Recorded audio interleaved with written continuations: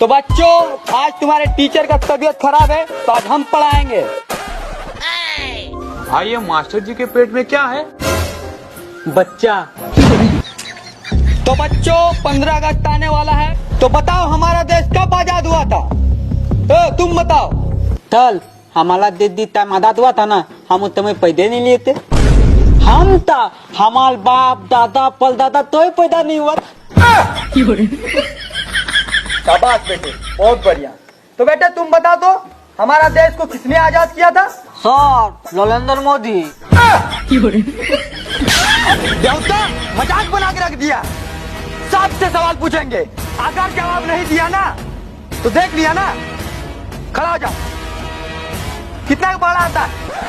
10 तक। 9 का सुना तो।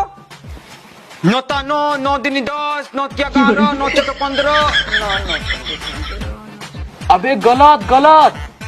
9 पचे अबे गलत। कैमरामैन, कैमरा बंद करो तो। No no no no.